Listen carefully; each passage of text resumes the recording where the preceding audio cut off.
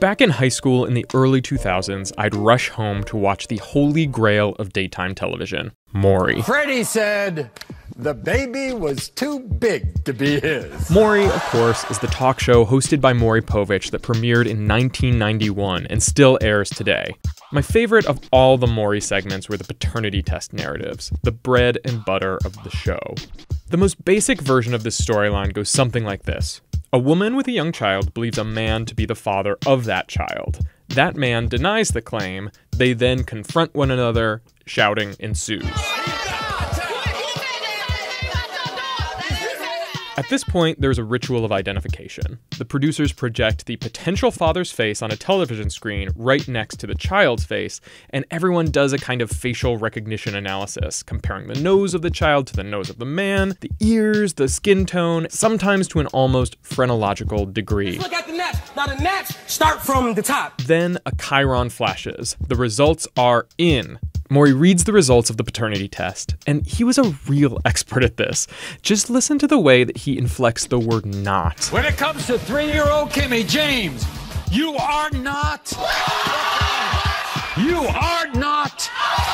You are not the father. Just masterful. This was then usually followed by more shouting and sometimes triumphant "I told you so's" to the shocked mother or the newly confirmed father. Maury would then try and wrap it up with a promise from the new father that he'd do what's right and take care of the child, or continue helping the mother test more men on future episodes. I'll get out of yours, but I'll be damned if I get out of my kids' life. Good. Perfect.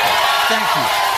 Then the audience would applaud, and Maury would depart with his end-of-show catchphrase. Till next time, America. Thank you. I loved these segments as a teenager, and I think the reason why is because there was something structurally perfect about them. It's all next on the Maury Povich Show. Most conflicts in real life are messy. They're shrouded by the unknowable intentions of one party or another. But the paternity test is special because it not only makes a messy conflict digestible, it gives a messy human conflict a binary scientific solution. Either you are the father or you are not the father. In all of human conflict, there's almost nothing that resolves so neatly as a paternity test. You are the father. You are the father. You are the father. But this perfect narrative, it's also deeply and plainly fucked up. As a teenager, this did not occur to me. But now, not having watched the show in almost a decade, the seductive appeal of these segments makes my stomach churn. You are the father. To start, the racial dynamics at play are horrifying.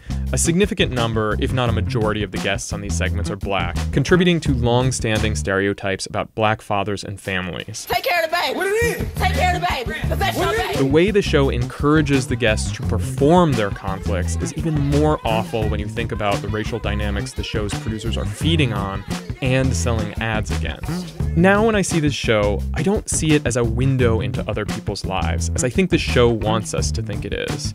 It isn't a window so much as it is a mirror that reflects our own prejudices back at us, to bask in self-satisfaction at people we think are irresponsible, bad parents, not like us at all. But of course they are like us. We're just not doing it on television. And their trademark hug-it-out resolutions, they're maybe the most dangerous part. Maury tries to put a respectable face with an Oxford shirt and clean-pressed slacks on a kind of gross exploitation. But then as now, we still eat it up. Johnny, what do you think of her? She a hoe. She The show has been renewed through the 2020 television season. Until next time, America.